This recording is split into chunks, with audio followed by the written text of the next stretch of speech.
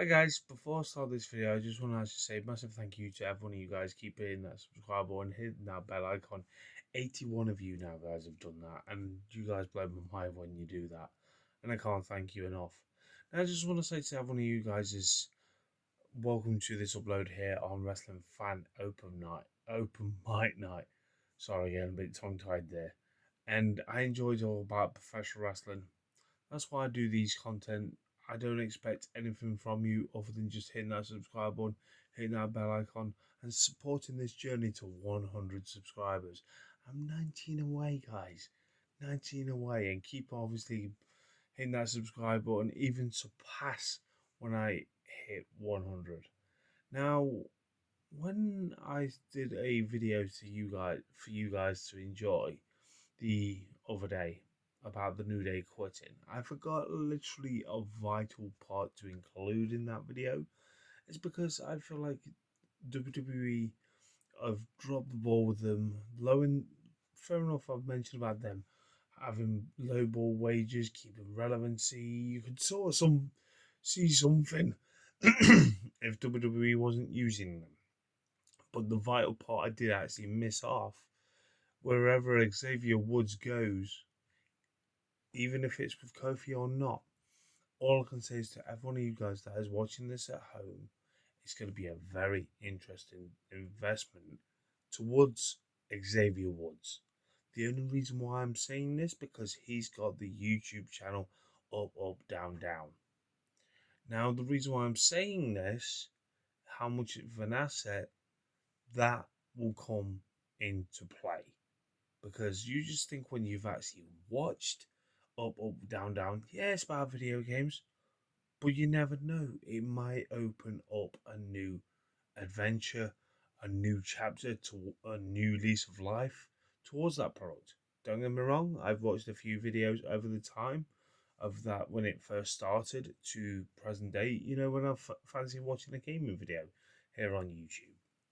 Now, the reason why I'm saying it's an asset is because you look at the assets, what um, Xavier Woods or Austin Creed, whatever you want to class him as, that is literally bringing to the masses.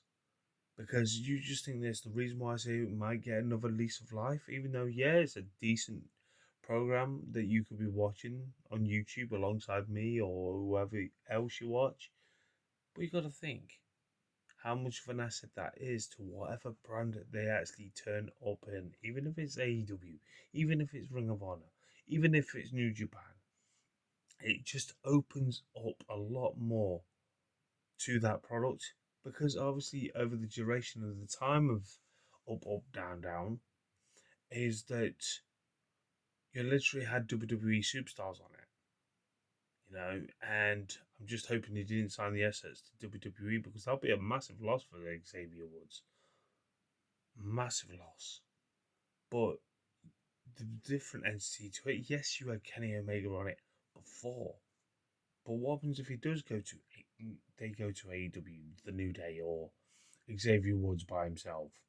It could open up to have more wrestlers on there. Yeah, fair enough. You literally had the likes of the Young Bucks on there in the past, but I mean literally the AEW roster. Tony Khan could influence it even a lot more entities towards it, but not as like sign the assets to it to part of the contract. Oh, you've got to show just AEW wrestlers. No, you could show a different entity to it because obviously that could be how to put it. Tony Khan, like I'm just using AEW for example.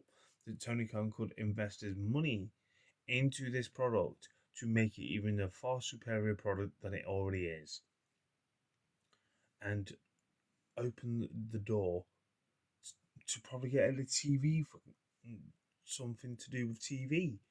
He could actually get a TV deal for Xavier Woods to do Up Up Down Down alongside working the likes of Dynamite or Collision or Ring of Honor.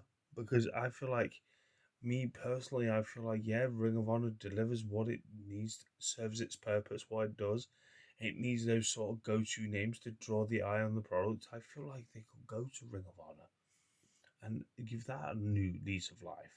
because I feel like when I look at the likes of Ring of Honor, that's what Dark set out to be, and that's why I feel like I look at that Ring of Honor this day and age is how technically it was when you had all these big names coming through. So I class that technically the NXT of the AW world, and that's just me being honest. But no disrespect to the talent that's already on there, they're still doing a fantastic job what they do for a living. Now, the main technically focus what I want to say about is I want to say this and I want to get this off my chest. If TKO are that much in trouble, because you look at the way The Rock, right, turns up to a gala or whatever it is, turns up to a free over a £2 million watch that he's wearing to this gala and he's getting a lot of stick for it because of the amount because he's wearing that sort of style watch and how expensive it is, and yet TKO making all these cutbacks and so on, trying to cut people's wage bill down. You know, offering them 50% of their what they originally set out to sign for, and yet then you see people giving The Rock a lot of shit for it, and I'm thinking, why are you giving a guy a load of shit for a 3 million, £2 to £3 million watch when he's got different entities and different brands? It's not just TKO he works for. Remember, he's got 7 Books production, movie company. He's got a tequila company. He's got facial wash company, energy drink company. It's all these endorsements that he's actually built up himself. You know, he's entitled to spoil himself to a watch like that. You know, but yeah, fair enough. If you're coming back on certain wages, okay, fair enough. You look at what Nick Khan's on, you look at what Dwayne's on, you look at what Triple H is on, etc., etc., etc. But you could easily say that. But you look at the way the wrestlers are being treated through this. Nothing about The Rock or anything like that, or Dwayne Johnson, whatever you want to class him as. It's nothing to do with him. Stop taking it on him if your favorite wrestler's been off with the rumors and speculations. Rumors are running rife, you know, at the moment. The the reason why now Roman Reigns is not advertised for June is because he's in arguments with TKO because they want to slash his wages by 50% per year. You know, and if this pans out to be true, which looks like with the New Day and all that lot, and all the people that have been released from their contract, you really think this could not be true? Because I'm not being funny. If you are wanting to take millions from wrestlers, that's not the entity you. The, the problem. It makes us WWE a sorry state even more than I first originally thought. You know, because if you are slashing certain wrestlers so far annual salary and they accept it or don't accept it and they want to be released and they think they're better off elsewhere, let them be better off elsewhere. But I'm just saying to you guys, as a wrestling fan, right? I wanted for many years now, I would say within the last 2 years, other than when I stopped watching it, I wanted them to start promoting younger stars.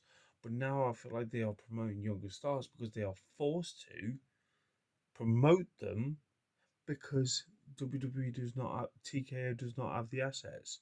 You know, doesn't have the money to back these certain stars. You know, because I look if the likes of Jacob Fatu, prime example, that he's in the title picture at Backlash. Now, if he wins that title, good. It could be for shock value, but now there's a lot more to it than meets the eye. If it's to do with Roman being taken off TV all of June because of all this contract negotiations, etc., in quotations, what he says, I'm back full time, and then he doesn't back full time, you're starting to upset a lot of fans, TKO. And that's just me being honest.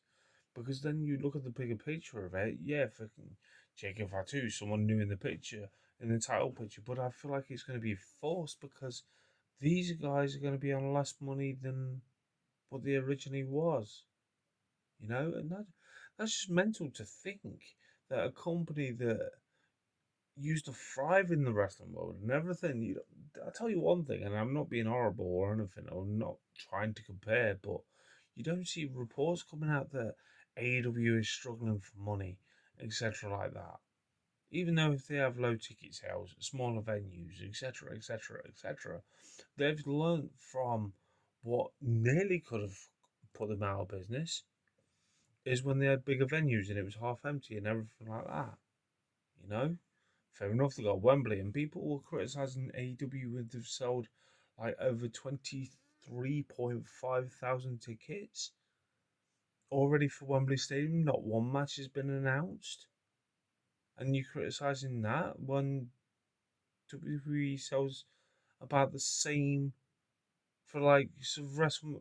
Just say how it's just doesn't add up, because you criticize one company, but the main focus is don't criticize on that company because you don't see their roster coming out and moaning that they're getting off a pay cut. When it's sorry times to see the likes of WWE go in this state in 2026. Like I said in the previous video, you shouldn't have offered a massive amount of money thinking, oh yeah, we're going to keep hold of you because you won't sign elsewhere.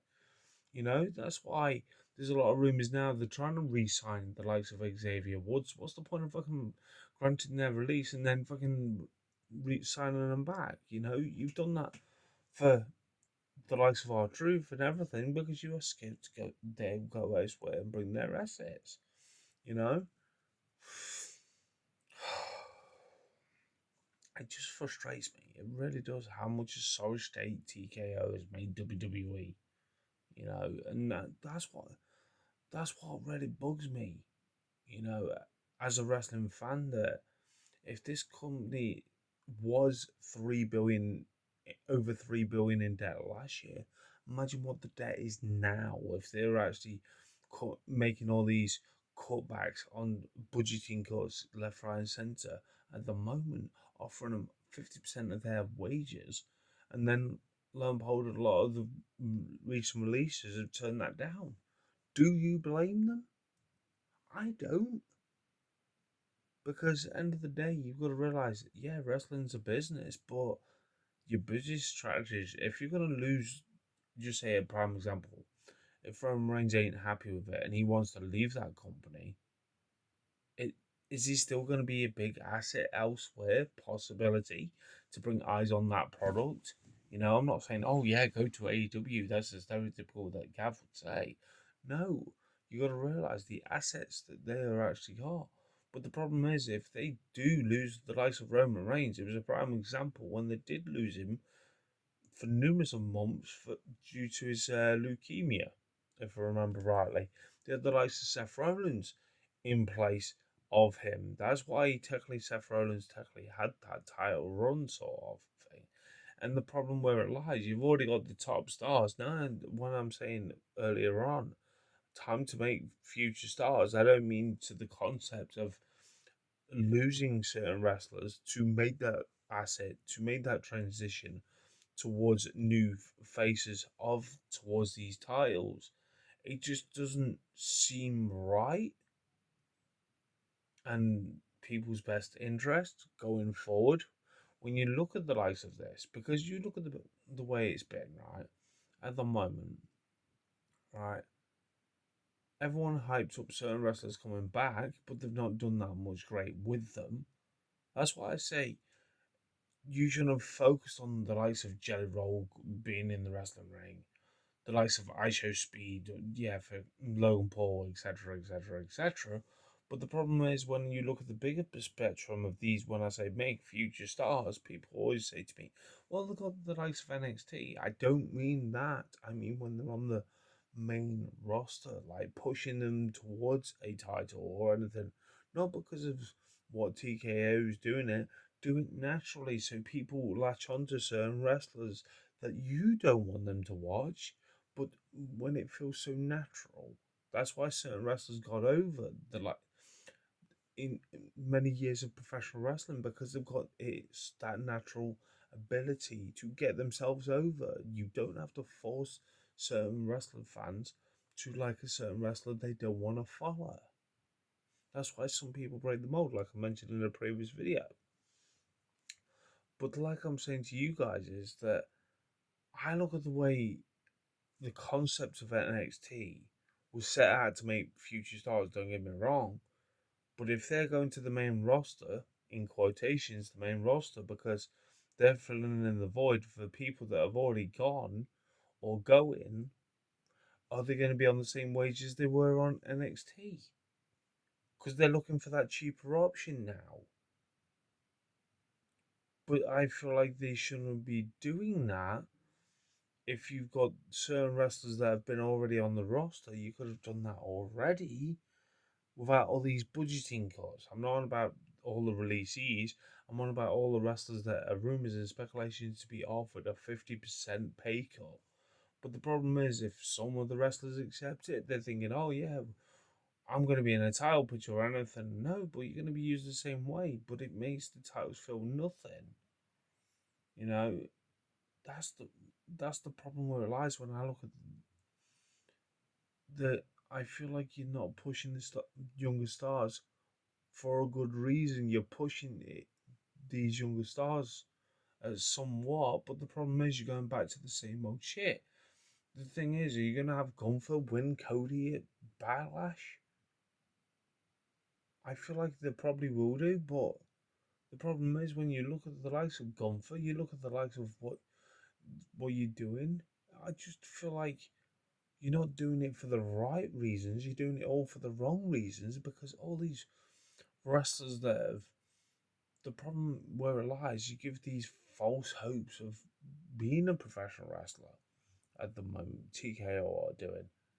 But do you really think with this TKO saga that's going around the internet, you really think at the moment anyone wants to look forward to working with the likes of WWE? Even though, yes, they've got the likes of recent signees like Lizzie Rain, a prime example. You really think that these guys are doing what they're doing for a living? They're really enjoying what they're doing? Yeah, you can see it when they did NXT when it first started and what they're doing now. But the problem is when you go to the main roster, you're thinking, oh, it's going to be all sunshines and rainbows. But it's not materialized that way for a reason. Because, quite honestly, you've got these big names that you've already made big names and you're not going to making these future stars, even though you are making these future stars because you're filling in the void because of obviously what TKO is doing to the company. You know, just it's just a sorry state. And that's just me being honest with you. It's a sorry state of a company that is running. When people say, "Oh, they're running WWE out of business," how they're running WWE out of business? Because you got people investing money into their tickets. Still, the merchandise. Still, you know, people have been saying the same thing about TNA. They're running when the likes of Dixie Carter's in power. You know, when Panda Energy was supplying what TNA actually had over the years, or Impact Wrestling back then as well, they were a vast asset to them. Now it's Anthem Sports, if I remember rightly, that owns them. So you can't say about a company being run out of business. You can't. It's not like an independent wrestling company that you could easily run out of a business. But the problem where it lies when it comes to it, that I don't think TKO realise how much of an asset WWE is to the point where they're upsetting a lot of their roster members.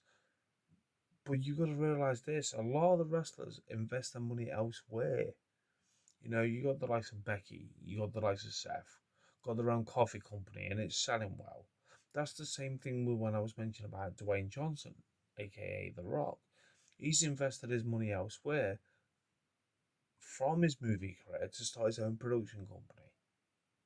You know, you can't give someone shit for investing their money elsewhere because I feel like they've invested in the right time to invest elsewhere if they're not bringing the entity towards what they was hoping.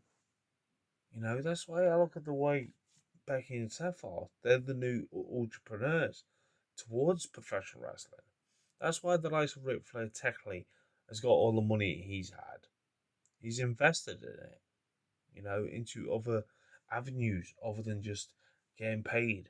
Because at the moment, I feel like with everything going up in price, you can't be not saying this in a bad light. Any professional wrestler that's watching this, you can't just travel around going to independent shows here, there, and everywhere to make yourself a household name. It's more expensive than ever because of fuel costs, hotel costs, etc.